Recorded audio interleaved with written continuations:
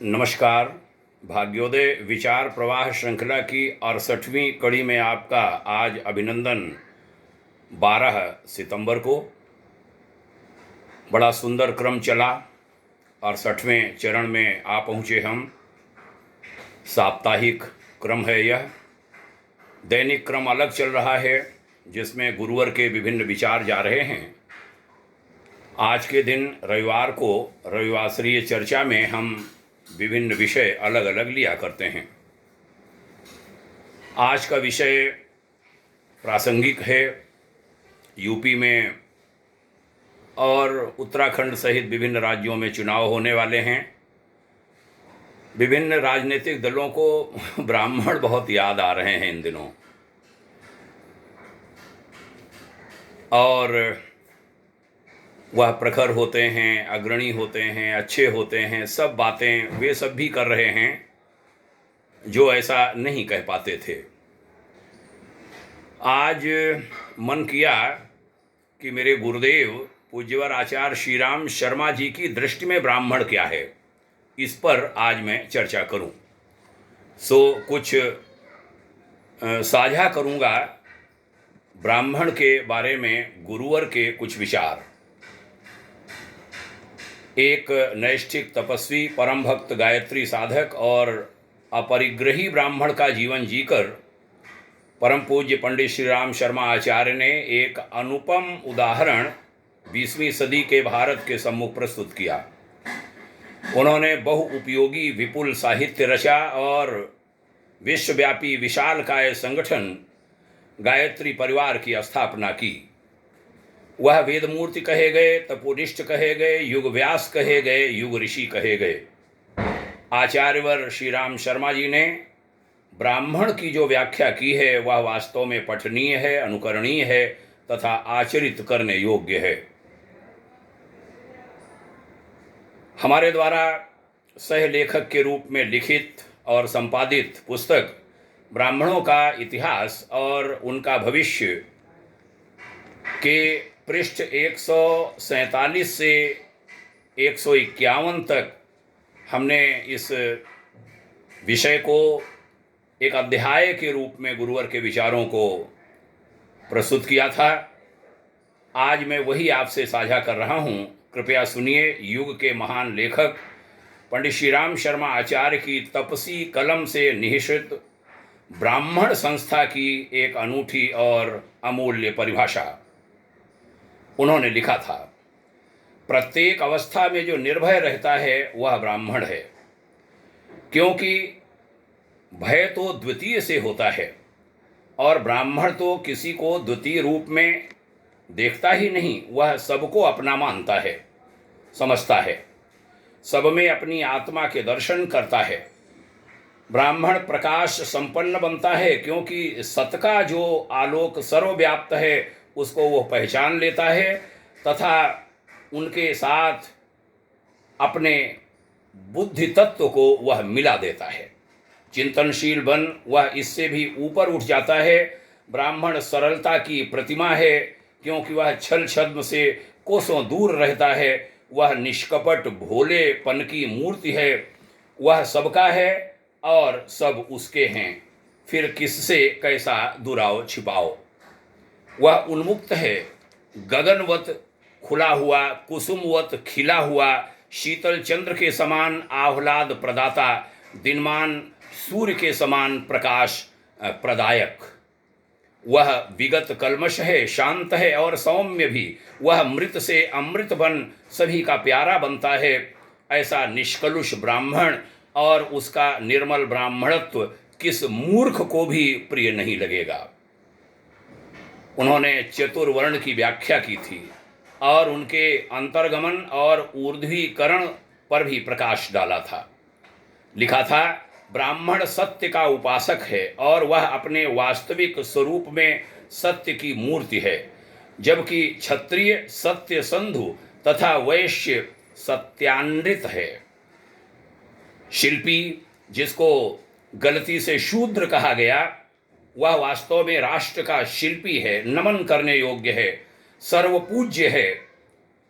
वह जो जिसे शूद्र कहा गया वह जो स्थिर है, शिल्पी जो स्थिर है, पराश्रित है जो चिंता रहित जीवन व्यतीत करना चाहता है, अतः बुद्धि के रहते हुए भी उससे कार्य नहीं लेता, निज काया के साधन रूप में प्रयुक्त होने पर जो कुछ मिल जाता है उसी से अपना जीवन यापन कर लेता है, तथा जो स्वामी की सेवा के दौरान सदैव भयभीत रहता है। आगे कहा, वैश्य वह जो गतिशील है, स्वाश्रित और पराश्रित दोनों ही है, जो विविध प्रकार के विघ्नों से भयभीत रहते हुए भी निर्भयता का आस्वाद लेता है। क्षत्रिय वह जो अधिक गतिशील है, जो स्वाश्रित अधिक पर पराश्रित कम है, जो निर्भय होते हुए भी भयाक्रांत रहता है।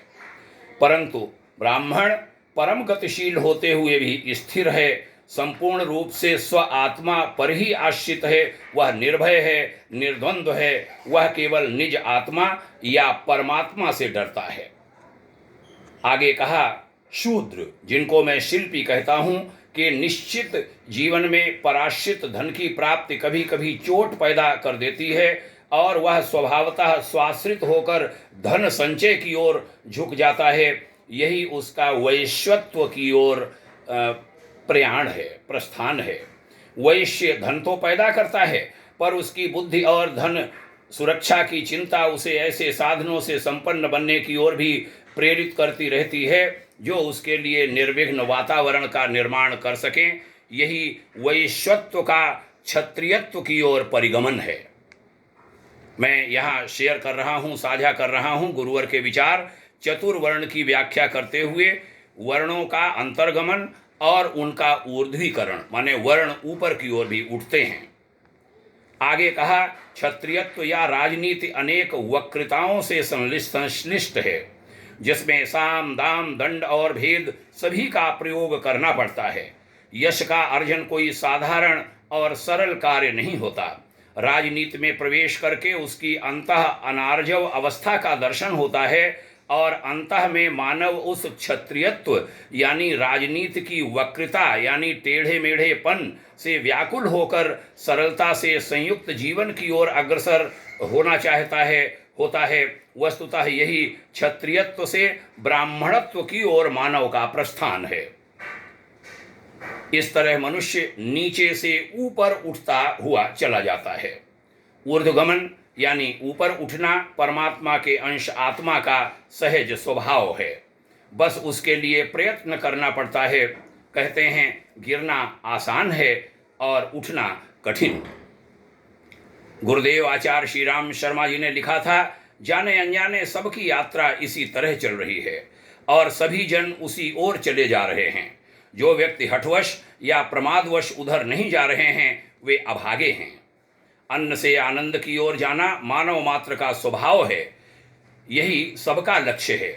ये उद्गार गुरुवर ने अपने विराट साहित्य संसार की एक पुस्तक ब्राह्मणत्व की ओर में व्यक्त किए थे, जिनको हमने इस पुस्तक में उद्धृत किया। वास्तव में सभी में ब्राह्मण अर्थात श्रेष्ठ बनने की अंतः अभिलाषा की यह एक अनूठी व्याख्या है, जो स्तुत्य है, श्लाघनीय है, वंदनीय है, अभिनंदनीय है। गुरुदेव ने कहा था, अपनी इसी उच्चता के कारण ब्राह्मण सदा वंदनीय रहे। ब्राह्मण वंदनीय क्यों है? जाति से ब्राह्मण स्वजनों को निश्चित रूप से इन बातों पर चिंतन करना चाहिए। पूज्य आचार्य श्री ब्राह्मणों के संबंध में नए युग के अनुरूप वर्ण व्यवस्था शीर्षक से लिखते हैं, ब्राह्मण का महत्वपूर्ण कार्य राज सत्ता सहित जन सामान्य को सत परामर्श देना, परमार्थ प्रयोजनों में निरत रहना तथा महत्वाकांक्षाओं से विलग रहकर एक औसत भारतीय स्तर का जीवन निर्वाह करना है। एक प्रकार से देखा जाए तो यह मानवीय गुणों की उच्चता की परम परिणति थी, मानवीय विकास की अंतिम अवस्था थी, क्योंकि इसमें करुणा और भाव संवेदना इस कोटि की विकसित हो जाती थी जहाँ न कोई अपना होता था और न कोई पराया। सारा संसार अपना ही परिवार दृष्टिगोचर होने लगता था। इसलिए ब्राह्मण पूरी वसुधा को ही अपना कुटुंब मानकर चलते, उसके कल्याण के लिए दान पुण्य की व्यवस्था करते और जन सामान्य का सम्यक मार्गदर्शन करते थे। ऋषिवर्य आचार्य श्री राम शर्मा एक अन्य स्थान पर लिखते हैं, ब्राह्मण त्याग की पराकाष्ठा है, त्याग की पराकाष्ठा। वह अल्प साधनों में रहकर कठिन परिश्रम से ज्ञानार्जन करता है और बिना किसी प्रतिफल की आकांक्षा रखे वह समभाव से सारे समाज को उस सद्ज्ञान का लाभ देने का प्रयत्न करता है। गुरुकुल, चिकित्सालय, कथा, प्रवचन, सत्संग, यज्ञ, पूजन, संस्कार इत्यादि की प्रक्रिया अपनाकर समस्त समाज का भावना स्तर ऊंचा उठाने के लिए वह प्राणपण से कार्य करता है। इन कर्तव्यों को निज धर्म मानकर उसके लिए लोक सहयोग जुटाता है। उसके लिए वह याचना करता है, वह भिक्षुक बनता है, अपने लिए नहीं, समाज के लिए। एक ब्राह्मण दूसरों के हितों के लिए याचक भी बन जाता है। उसका अपना व्यक्तित्व श्रद्धास्पद बना रहे, इसके लिए वह समाज के अन्य व्यक्तियों की तुलना में अधिक त्यागी, तपस्वी, संयमी, अपरिग्रही जीवन जीकर अपनी वाणी से नहीं बल्कि चरित्र से भी यह शिक्षा देता है कि सन्मार्ग पर चलते हुए यदि गरीबी में भी रहना पड़े तो आंतरिक उल्लास एवं बाहरी आनंद में कोई कमी नहीं आ सकती। गुरुदेव ने लिखा था, ब्राह्मण सच्चे अर्थों में लोक नेता थे।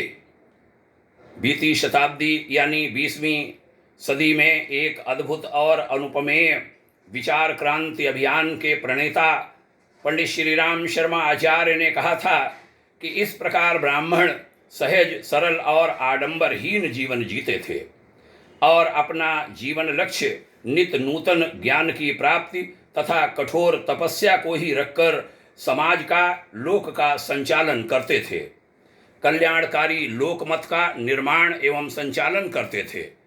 उनका जितना ऊंचा स्थान था उतनी ही असीम उनकी जवाबदेही थी, उतना ही ऊंचा उनका उत्तरदायित्व था। इसके लिए वह अपने व्यक्तित्व को बहुत ऊंचा बनाकर रखते थे। यह कहना सर्वथा सत्य होगा कि ब्राह्मण सच्चे अर्थों में लोक नेता थे। बात समाप्त करता हूँ। गुरुवर का एक आह्वान है। उन्होंने कहा था, सच्चे और अच्छे ब्राह्मणत्व की वह दिव्य अग्नि मंद मत पड़ने देना। 21वीं सदी उज्जवल भविष्य के उद्घोषक श्रद्धेय आचार्य श्री ने कहा कि आज महती आवश्यकता है कि ब्राह्मण अपनी गौरव गरिमा को समझे और बिना देर किए आज की परिस्थितियों में अपने गुण धर्म और युग धर्म का विनिश्चय स्वयं करके आगे बढ़े। सच्चे और अच्छे ब्राह्मणत्व की वह दिव्य अग्नि मंद न पड़ने पाए, यह प्रयास सभी को मिलजुल कर करना ही होगा। यह समय की सबसे बड़ी मांग है। आज 12 सितंबर के भाग्योदय विचार प्रवाह श्रृंखला के इस क्रम में मेरा मन किया इस विषय को लिया जाए, क्योंकि इन दिनों राजनीतिक स्तर पर, सामाजिक स्तर पर ब्राह्मण की बहुत बात हो रही है।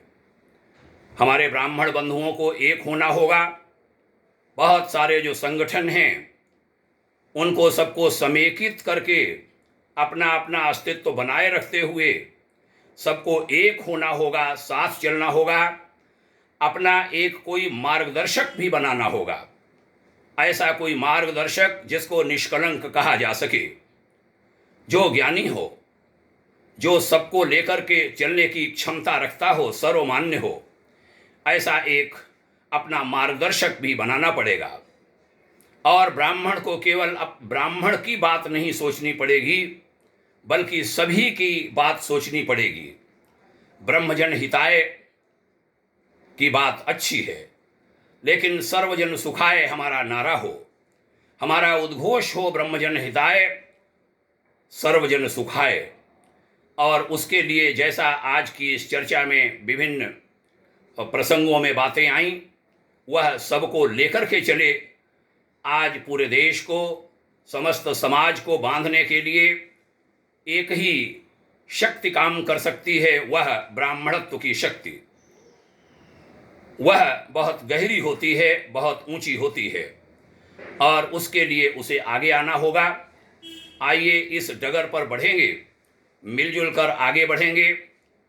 अपनी अपनी ढपली, अपना अपना राग को छोड़कर संयुक्त रूप से सहगमन की आदत बनाते हुए सारे के सारे लोग आगे बढ़ेंगे। ऐसे संकल्प के साथ, ऐसे आह्वान के साथ, इस अपील के साथ आज की चर्चा को विराम देता हूँ। आइए चरैवेति चरैवेति संगच्छध्वम संवदध्वम का उद्घोष करते हुए आगे बढ़ें। हमारा देश और संपूर्ण विश्व मानवता इन दिनों बहुत सारी चुनौतियों से जूझ रही है। उससे निकालने के लिए हम सबको मिलकर प्रयास करना होगा, चाहे वह धर्म की ताकत हो, अर्थ की ताकत हो, मनीषा जगत की शक्ति हो या राजनीति की शक्ति हो। चारों शक्तियों को एक साथ मिलकर काम करना पड़ेगा। नए नए लोक नेता, नए नए सृजनशील व्यक्तित्व उभारने पड़ेंगे। नई उम्र के लोगों को आगे बढ़ाना पड़ेगा और सबको सबके कल्याण की कामना करनी पड़ेगी, बात सोचनी पड़ेगी, तब बनेगी बात। देश पहले है, राष्ट्र पहले है, हम बाद में हैं। राजनीतिक दल हों या धार्मिक संस्थाएं, वह बाद में हैं। राष्ट्र पहले है, हमारी संस्कृति पहले है। आइए हम सब एक साथ बढ़ें। ऐसे संकल्प के साथ आज की चर्चा को विराम। आप सभी को प्रणाम। सभी विद्वज्जनों के श्री चरणों में हमारा नमन। बहुत बहुत शुभकामनाएं। जय हिंद। पुनः प्रणाम। ओम शांति।